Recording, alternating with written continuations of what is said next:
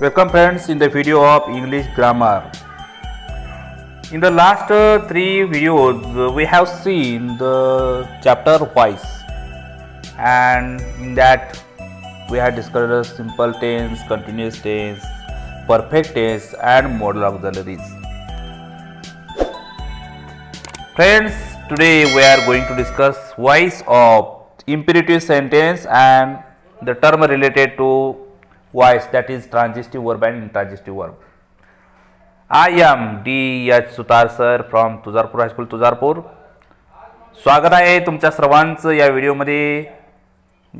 आपण पाहत होतो चेंज द व्हॉइस संदर्भात. आज आपण पाहणार आहोत इम्पेरेटिव्ह सेंटेन्सचं चेंज द व्हॉइस कसं करायचं. तर इम्पेरेटिव्ह सेंटेन्स म्हणजे आज्ञार्थी वाक्य हे तर आपल्याला माहीत आहेच. याची रचना कशी असते, तर याची रचना असते मेन वर्ब अधिक ऑब्जेक्ट प्लस कॉम्प्लिमेंट. म्हणजे ज्या वाक्यांची सुरुवात मेन वर्ब न होते त्याला इम्पेरेटिव्ह सेंटेन्स असं म्हटलं जातं. यामध्ये कधी कधी डायरेक्ट ऑब्जेक्ट आणि इनडायरेक्ट ऑब्जेक्ट दोन्ही असतात. लक्षात घ्या, डायरेक्ट ऑब्जेक्ट म्हणजे ज्या क्रियापदाला काय व्हॉटने प्रश्न विचारल्यानंतर मिळणारं उत्तर, आणि इनडायरेक्ट ऑब्जेक्ट म्हणजे कोणाला, टू हुम असा प्रश्न विचारल्यानंतर मिळणारं उत्तर. तर याची रचना अशी असते, आपण पाहिलं main verb plus object plus complement. ही ॲक्टिव्हची रचना आहे, ॲक्टिव्ह व्हॉइसची रचना. पुन्हा एकदा पहा, main verb plus object plus complement. आता याचं आपल्याला पॅसिव्ह व्हॉइसमध्ये करायचं, तर कसं करता येईल, तर पॅसिव्ह व्हॉइसमध्ये याची सुरुवात ही लेट LET लेटनं करायची आहे. त्यानंतर आपण ऑब्जेक्ट वापरणार आहोत, ऑब्जेक्टचा भाग. त्यानंतर पॅसिव्हची रचना आपण त्यामध्ये बी हा शब्द वापरणार आहोत, बी. आणि त्यानंतर मेन वर्ब जे असतं त्याचं तिसरं रूप, मेन वर्ब याचं तिसरं रूप, आणि राहिलेला भाग कॉम्प्लिमेंट हा शेवटी येणार आहे. तर याचं उदाहरण आपण बघूया. उदाहरण आहे, पहिलं उदाहरण घेऊया आपण. Open the window, open the window हे उदाहरण जर आपण घेतलं तर यामध्ये रचना बघा, ओपन हे वर्ब आहे आणि द विंडो हे ऑब्जेक्ट आहे. मग याचं पॅसिव्हमध्ये कसं रूपांतर होईल, तर पॅसिव्हमध्ये याचं होईल लेट, सुरुवात लेटने केली. त्यानंतर ऑब्जेक्टचा भाग आहे द विंडो. त्यानंतर रचनामध्ये आपण पाहिलेला आहे बी हा शब्द आपण घ्यायचा आहे, बी. आणि शेवटी वर्बचं तिसरं रूप, ओपन हे वर्ब आहे त्याचं तिसरं रूप झालं ओपनड. म्हणजे ॲक्टिव्ह व्हॉइसमध्ये होतं ओपन द विंडो, पॅसिव्हमध्ये झालं त्याचं let the window B opened. दुसरं एक उदाहरण बघूया आपण. गिव्ह मी अ पेन, गिव्ह मी अ पेन असं उदाहरण आहे. याचं आपण जर रचना पाहिली तर काय होईल, तर गिव्ह हे वर्ब आहे, मी हे इनडायरेक्ट ऑब्जेक्ट आहे, बरोबर का. ऑब्जेक्ट इनडायरेक्ट, कारण कुणाला तर त्याला, मी. आणि पेन हे आलं डायरेक्ट ऑब्जेक्ट. काय झालं, याचं काय होईल, पॅसिव्हमध्ये सुरुवातीला आपण घेणार आहोत लेट, त्यानंतर ऑब्जेक्ट डायरेक्ट ऑब्जेक्ट घ्यायचं इथं अ पेन, कारण इनडायरेक्ट ऑब्जेक्ट यामध्ये घेता येत नाही, लक्षात घ्या. तर इम्पेरेटिव्ह सेंटेन्समध्ये आपल्याला डायरेक्ट ऑब्जेक्टचाच वापर करायचा आहे लेट नंतर. लेट अ पेन इथवर आलो आपण, लेट अ पेन. त्यानंतर बी हा शब्द, गिव्हचं तिसरं रूप गिवन. आणि आपण पाहिलेलं आहे ज्यावेळेला आपण इनडायरेक्ट ऑब्जेक्टची जागा बदलतो तर त्याच्यापूर्वी आपल्याला टू हे प्रिपोजिशन वापरायचं आहे. त्यामुळे इथे येईल टू मी. म्हणजे ॲक्टिव्ह व्हॉइसमध्ये होतं गिव्ह मी अ पेन, त्याचं पॅसिव्हमध्ये झालं let a pen be given to me. आणखी एक उदाहरण बघूया आपण. कट द विंडो हे उदाहरण आहे, cut the mango, cut the mango असं उदाहरण आहे. तर यामध्ये कसं होईल, पॅसिव्हमध्ये सुरुवात लेटने घेतली, त्यानंतर ऑब्जेक्ट द मँगो घेतलं, आणि त्यानंतर बी हा शब्द घेतला, आणि कटचं तिसरं रूप हे कटच असतं, त्यामुळं कट. म्हणजे वाक्य झालं ॲक्टिव्हमध्ये होतं कट द मँगो, पॅसिव्हमध्ये झालं let the mango be cut. तर अशा प्रकारे इम्पेरेटिव्हची आपल्याला ॲक्टिव्हचं पॅसिव्ह करता येईल. पॅसिव्हचं ॲक्टिव्हची उदाहरणाचा तुम्ही सराव करा. आता आपण बघणार आहोत तो म्हणजे ट्रान्झिस्टिव्ह वर्ब आणि इंट्रान्झिस्टिव्ह वर्ब. ट्रान्झिस्टिव्ह वर्ब हा भाग आपल्याला इयत्ता 7वीमध्ये आहे, त्याबद्दलची उदाहरणंही आहेत, कसं ओळखायचं तेही आहे. ट्रान्झिस्टिव्ह वर्ब म्हणजे सकर्मक क्रियापदे, सकर्मक. म्हणजे याची जर आपण फोड केली तर त्याचं होईल सकर्मक म्हणजे कर्मासहित, कर्मासहित असणारी क्रियापदे. कर्मासहित असणारे म्हणजे काय, तर साधं याचं उदाहरण आहे बघा. ज्या क्रियापदाला व्हॉटनं प्रश्न विचारला, म्हणजे काय असा प्रश्न विचारला, तर त्याचं आपल्याला उत्तर देता येतं, अशा क्रियापदांना ट्रान्झिस्टिव्ह वर्ब असं म्हणायचं. उदाहरण आपण घेऊया. उदाहरणार्थ गिव घेतलं, गिव, GIV गिव. मग आता ह्याला व्हॉटनं प्रश्न विचारायचा, व्हॉट गिव, काय दिलं, तर याचं उत्तर आपल्याला मिळू शकेल ना. काय दिलं, तर बाबा पेन दिला, गिव पेन, पेन्सिल दिली, गिव पेन्सिल म्हणजे पेन्सिल दिली. म्हणजे ह्याची संभाव्य उत्तर आपल्याला देता येतात. म्हणजे गिव हे काय आहे, सकर्मक म्हणजेच ट्रान्झिस्टिव्ह वर्ब आहे. त्यानंतर आपण उदाहरण घेऊया. रीड वाचलं, व्हॉट रीड, काय वाचलं, तर बाबा पोयम, कविता वाचली. त्यानंतर बुक, पुस्तक वाचलं. त्यानंतर टेक्स्ट, धडा वाचला. म्हणजे याची संभाव्य उत्तर काय वाचलं, what read, poem, book, text अशी संभाव्य उत्तरं देता येतात. म्हणजे रीड हे सुद्धा ट्रान्झिस्टिव्ह वर्बच आहे. दुसरा प्रकार आहे इनट्रान्झिस्टिव्ह वर्ब. इनट्रान्झिस्टिव्ह वर्ब म्हणजे अकर्मक क्रियापदे. अकर्मक क्रियापदे नावातच आहे. अकर्मक म्हणजे ज्या क्रियापदांना कर्म येत नाही. अकर्मक, म्हणजे नाही, अशा क्रियापदांना इनट्रान्झिस्टिव्ह वर्ब असं म्हणतात. म्हणजे कसली, तर उदाहरणार्थ आपण घेऊया. स्माइल, हसणे. स्माइल, काय हसला, उत्तर देता येते का, नाही. मग या ठिकाणी स्माइल हे काय आहे, अकर्मक म्हणजे इनट्रान्झिस्टिव्ह वर्ब आहे. दुसरं उदाहरण घेऊया आपण. जंप, उडी मारणे. आता जंप, व्हॉट जंप, काय उडी मारली, उत्तर येतं का, नाही येत. म्हणजे जंप हे सुद्धा काय आहे, इनट्रान्झिस्टिव्ह वर्ब आहे. त्यानंतर आपण बघूया उदाहरण. काय घेऊया आपण. रन, पळणे. रन, व्हॉट रन, काय पळला, उत्तर येतं का, नाही येत. याचा अर्थ रन हे सुद्धा काय, इनट्रान्झिस्टिव्ह वर्ब आहे.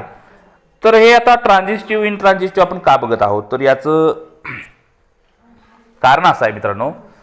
ट्रान्झिस्टिव्ह वर्बला कर्म असतं आणि इनट्रान्झिस्टिव्हला कर्म नसतं. मग इनट्रान्झिस्टिव्ह वर्ब असणाऱ्या क्रियापदांचं चेंज व्हायचं होतं का, तर इनट्रान्झिस्टिव्ह वर्ब असणाऱ्या क्रियापदांचं चेंज व्हायच होतं. पण त्या इनट्रान्झिस्टिव्ह वर्बला इनडायरेक्ट ऑब्जेक्ट असेल तर, इनडायरेक्ट ऑब्जेक्ट असेल तर, म्हणजे उदाहरणार्थ काय होईल, आपल्याला कायचं उत्तर देता येत नाही. व्हॉट, आता उदाहरण घेऊया स्माइल.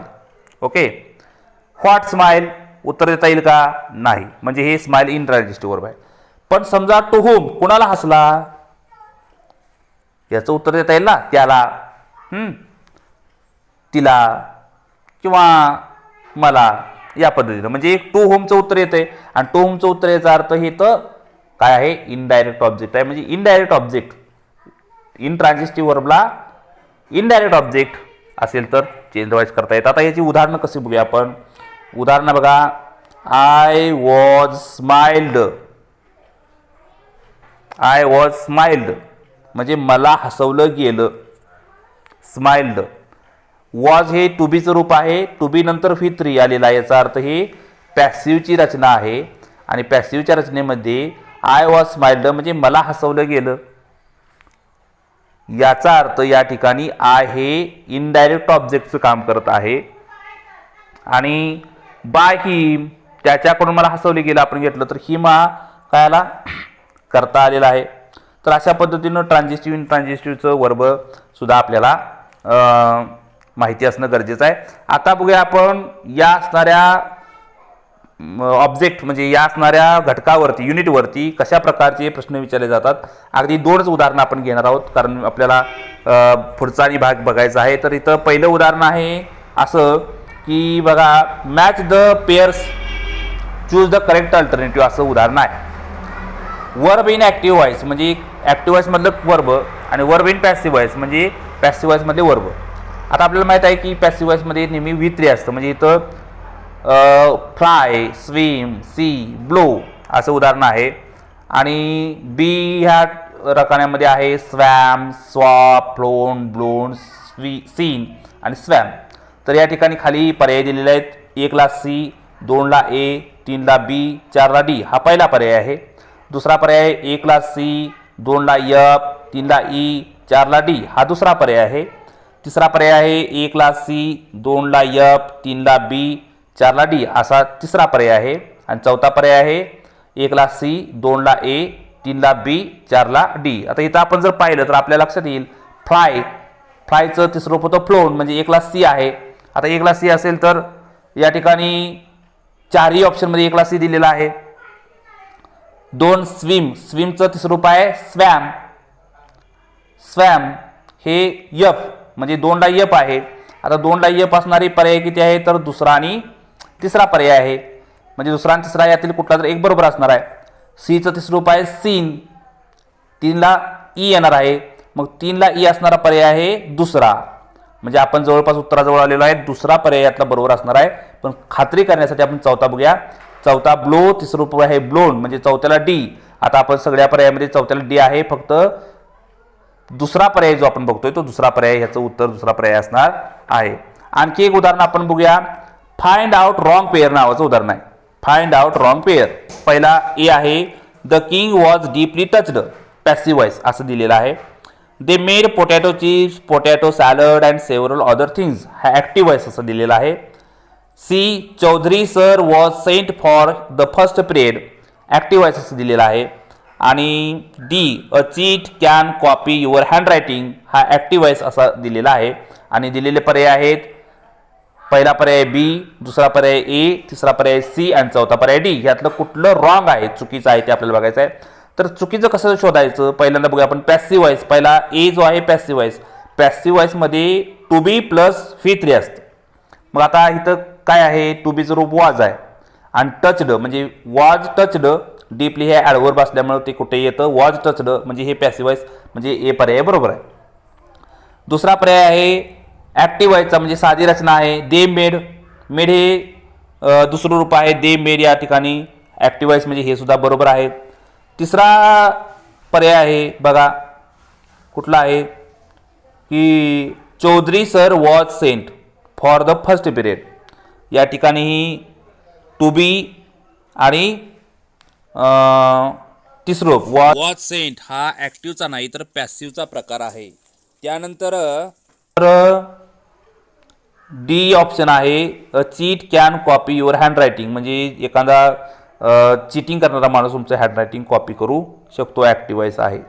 आता इथं लक्षात घ्या सी जो आकडा आहे Chaudhari sir was sent for the first period, यामध्ये वॉज सेंट म्हणजे टू बी प्लस V3 ही कसली रचना आहे, पॅसिव्ह रचना आहे. पण या ठिकाणी दिलेला आहे ॲक्टिव्हची रचना. याचा अर्थ पर्याय क्रमांक सी हा चुकीचा आहे आणि सीचं उत्तर आहे पर्याय क्रमांक 3 मध्ये, म्हणजे पर्याय क्रमांक 3 हे उत्तर बरोबर आहे.